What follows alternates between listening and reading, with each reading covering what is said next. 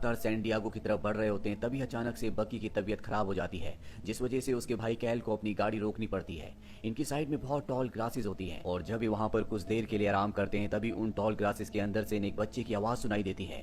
ये पूरी तरह से हैरान होते हैं कि इन टॉल ग्रासेस के अंदर कौन है और जब वो बच्चा इनसे मदद मांग रहा होता है तो ठीक उसी वक्त इन्हें एक और लेडी की आवाज आती है जो बच्चे से कहती है कि मदद मत मांगो। दरअसल ये उस बच्चे की मॉम है और अब बकी को और कैल को लगता है कि इन्हें उस बच्चे की मदद करनी चाहिए। यहीं पास में एक चर्च होता है जहां पर ये अपनी गाड़ी को पार्क कर देते हैं और इसके बाद ये दोनों के दोनों उन टॉल ग्रासेस के अंदर उस बच्चे की मदद करने के लिए चले जाते हैं। हालांकि ये दोनों एक साथ ही होते हैं, लेकिन बकी अब पुलिस को कॉल करना शुरू कर देती है, जिस वजह से वो अपने भाई से यानी कि कैल से दूर हो जाती है और अब ये दोनों के दोनों इन टॉल ग्रासेस में एक दूसरे से अलग हो चुके हैं। जिसके बाद ये एक दूसरे को आवाज लगाना शुरू कर देते हैं और यहाँ पर इनके साथ एक बहुत ही अजीब चीज होती है। जब ये दोनों एक दूसरे के पास होते हैं और एक दूसरे को आवाज लगाते हैं तो इन्हें ऐसा एहसास होता है कि ये एक दूसरे से बहुत दूर हैं और जब ये एक दूसरे से दूर होते हैं और एक दूसरे को आवाज लगाते हैं तो इन्हें लगता है कि ये दोनों एक दूसरे के बहुत पास हैं, यानी कि यहाँ पर कुछ सुपर नेचुरल चीजें हो रही हैं। बकी अपने भाई कैल से कहती है कि हमें टाइम वेस्ट नहीं करना चाहिए, मैं 3 तक काउंट्स करूंगी और हम एक साथ जंप करेंगे ताकि हम एक दूसरे को देख लें। और ये ऐसा ही करते हैं, ये दोनों एक दूसरे को देख लेते हैं,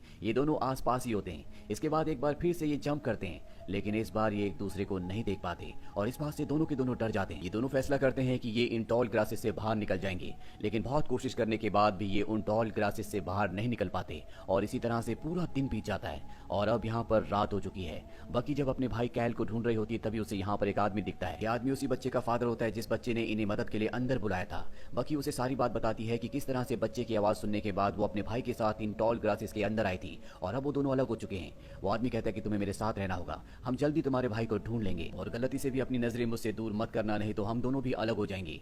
वही हमें बकी के भाई कैल को दिखाया जाता है जिसे चोट भी लग चुकी होती है। वो पूरी तरह से हताश होता है और तभी उसके पास वही बच्चा आता है जिसकी आवाज सुनकर ये दोनों के दोनों इन टॉल ग्रासेस के अंदर आ गए थे।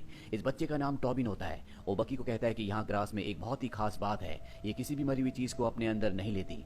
लेकिन कैल को उसकी बातों में कोई इंटरेस्ट नहीं होता। वो किसी भी कीमत पर अपनी बहन को ढूंढना चाहता है ताकि वो इन टॉल ग्रासेस से निकल सके। साथ ही उसकी बहन प्रेग्नेंट भी होती है। अब यहाँ पर कैल उस बच्चे से पूछता है कि तुम यहाँ पर कैसे आए। टॉबिन उसे बताता है कि मैं अपनी फैमिली के साथ यहाँ पर चर्च में आया था और जब मैं इन टॉल ग्रासेस के पास आया तो मुझे किसी आदमी की आवाज सुनाई दी जो मदद मांग रहा था और मैं उसकी मदद करने के लिए इन टॉल ग्रासेस के अंदर आ गया। जब मेरे मॉम डैड ने मुझे इन ग्रासेस के अंदर आते हुए देखा तो वो भी मेरे पीछे पीछे आ गए और हम सब यहाँ पर फंस गए।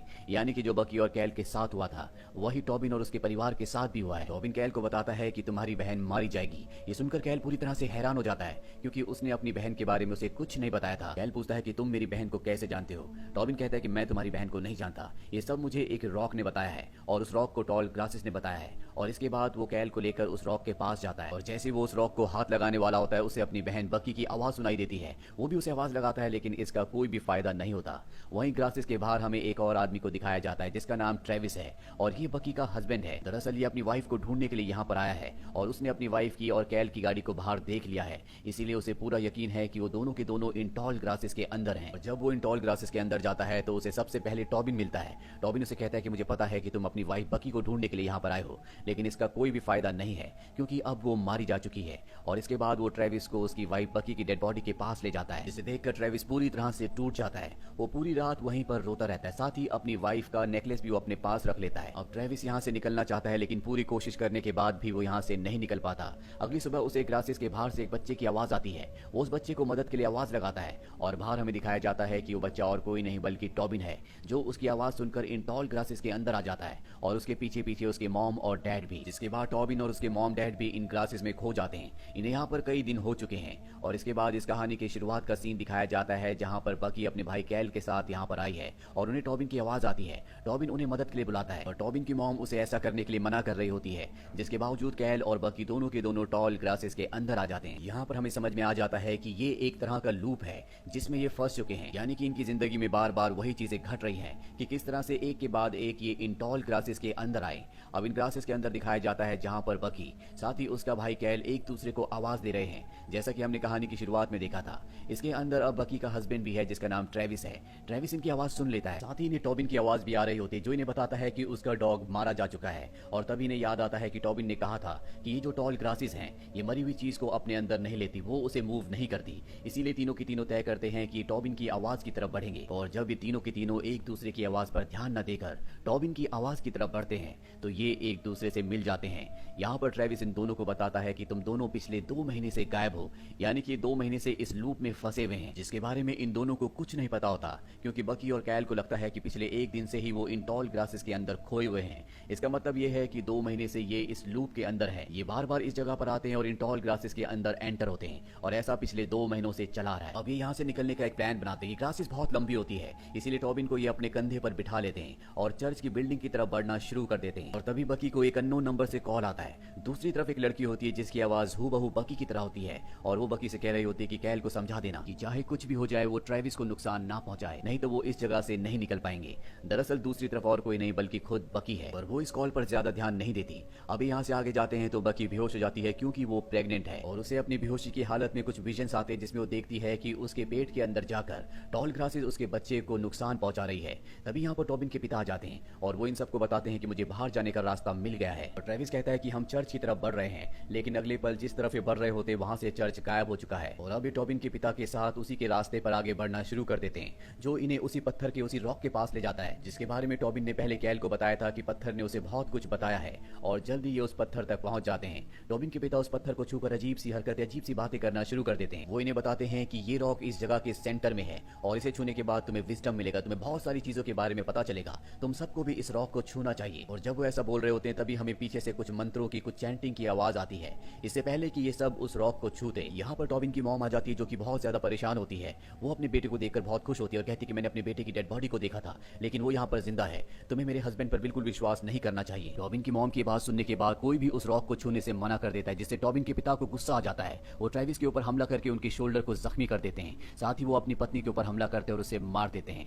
इसके बाद ये सब के सब यहाँ से टॉबिन के पिता से बचकर भागते हैं, जहाँ इन्हें घर दिखता है, और ये सब के सब घर के अंदर चले जाते हैं। यहाँ पर सबको समझ में आ चुका है कि ये बार बार मरकर अपने आप ही जिंदा हो जाते हैं, ठीक उसी तरह से जिस तरह से टॉल ग्रास से जमीन पर गिरने के बाद, टूटने के बाद भी नहीं मरती, बल्कि दोबारा से उग जाती है। इनका जीवन भी टॉल ग्रासेस की तरह हो चुका है, जहाँ पर ये बार बार मरने के बाद दोबारा से जिंदा हो जाते हैं। अब ये इस घर की छत पर जाते हैं और बाहर निकलने का रास्ता ढूंढने लगते हैं। तभी ये टॉबिन के डॉग को देखते हैं, जो एक होल से अंदर जाता है, और अगले पल वो बाहर सड़क पर होता है। ट्रेविस समझ जाता है कि यहाँ से निकलने का सिर्फ एक यही रास्ता है। भी कैल को कुछ आवाजें आती हैं, और अगले पल वो ट्रेविस को बिल्डिंग की छत से नीचे गिरा देता है। यहाँ पर टॉबिन के पिता भी आ चुके हैं, जो इन्हें मारना चाहते हैं। कैल, बकी और टॉबिन यहाँ से भागते हैं, लेकिन अब बकी को पता चल चुका है कि उसके पति ट्रेविस को कैल ने ऊपर से नीचे गिराया है, इसीलिए वो अकेले ही टॉल ग्रासेस के अंदर चली जाती है। तभी टॉबिन के पिता कैल को पकड़ लेते हैं, उसे मारने की कोशिश करते हैं, और तभी कैल देखता है कि उसकी यहाँ पर और भी कई सारी डेड बॉडीज है, जिसका मतलब ये है कि उसे इसी जगह पर कई बार पहले मारा जा चुका है। इसके बाद टॉबिन के पिता बकी के पीछे जाते हैं, उसे पकड़ लेते हैं, पर इससे पहले कि वो उसे मारते, वो यहाँ से भागने में कामयाब हो जाती है।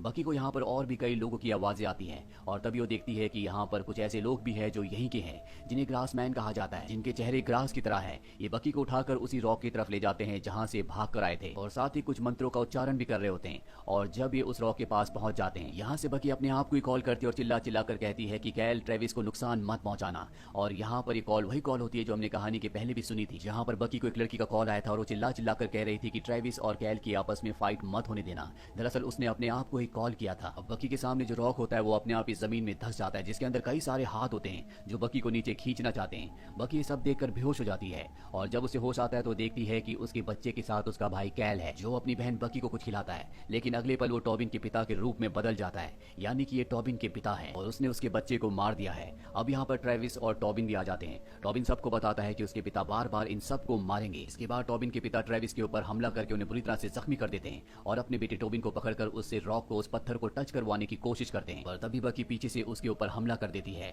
और अब ट्रेविस, जो कि अभी भी पूरी तरह से ठीक होता है, वो टॉबिन के पिता को मार देता है। पर बकी की भी अब मृत्यु हो चुकी है, यानी कि कैल, टॉबिन के पिता और साथ ही बकी, ये तीनों के तीनों मारे जा चुके हैं, और यहाँ पर बस टॉबिन और ट्रेविस बचे हुए हैं। और ट्रेविस सब कुछ जानना चाहता है, इसीलिए रॉक को टच करता है, जिसके बाद उसका बिहेवियर बहुत अजीब हो जाता है। वो टॉबिन को उसी जगह ले जाता है जहाँ से उसका डॉग बाहर गया था, और वो टॉबिन को कहता है कि वो यहाँ से नहीं निकल सकता, तुम यहाँ से चले जाओ, और बाहर जाने के बाद तुम ही इस लूप को खत्म कर सकते हो, क्योंकि वो जानता है कि जितने भी लोग मारे जा चुके हैं वो जल्दी जिंदा हो जाएंगे। और अब टॉबिन उस जगह से एंटर हो जाता है, और अगले पल वो देखता है कि वो चर्च के अंदर है। चर्च का दरवाजा खोलकर जब वो बाहर आता है तो देखता है कि वहाँ पर एक गाड़ी है, और ये गाड़ी बकी की और उसके भाई कैल की होती है, जिन्हें टॉल ग्रास के अंदर से किसी बच्चे की आवाज आ रही होती है, जो कि टॉबिन की होती है। वो उन्हें अंदर मदद के लिए बुला रहा होता है, पर इससे पहले कि अंदर जाते वो टॉबिन जो बाहर है वो इन तक पहुंच जाता और कहता है कि इन ग्रासेस के अंदर मत जाना। इन दोनों को कुछ भी समझ में नहीं आता। टॉबिन इन्हें कहता है कि ट्रेविस ट्रेविस ने मुझे भेजा है। और इसके बाद वो बकी को उसी का नेकलेस देता है और बोलता है कि मुझे ट्रेविस ने ये नेकलेस दिया था और कहा था कि तुम्हें इन टॉल ग्रासेस के अंदर जाने से मना करूं। वो नेकलेस देने के बाद वो डिसाइड करते हैं कि वो टॉल ग्रासेस के अंदर नहीं जाएंगे। साथ ही उसके पेट में जो बच्चा है वो उसे अपने साथ ही पालने का तय करती है। दरअसल ये सैन डिएगो इसीलिए जा रही थी ताकि वो अपने बच्चे को किसी दूसरी फैमिली को पालने के लिए दे दे।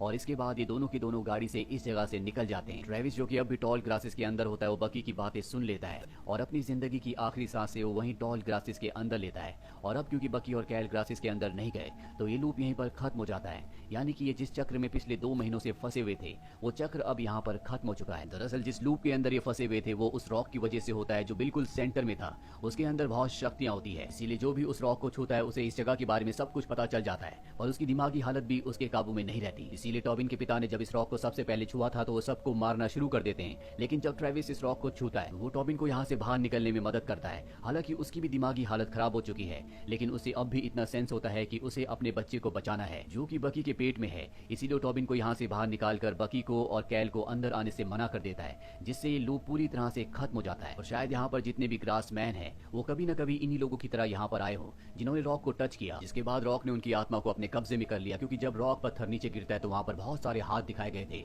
यानी कि सब लोग भी कभी न कभी इन्हीं की तरह इसके अंदर आए थे। वहीं एक और सवाल होता है कि कैल ऊपर से ट्रेविस को क्यों गिराता है। दरअसल उस वक्त कैल ने कुछ मंत्रों की आवाज सुनी थी, जिसके बाद वो अपना दिमागी आपा खो देता है और ट्रेविस को ना चाहकर भी नीचे गिरा देता है। तो ये थी पूरी कहानी film in the tall grass की। इसमें बहुत सारे ऐसे सवाल है जो सवाल ही बनकर रह गए। अगर आपके दिमाग में भी कोई सवाल या जवाब है तो कमेंट बॉक्स में टाइप जरूर करिए। उम्मीद करते हैं कि ये कहानी आपको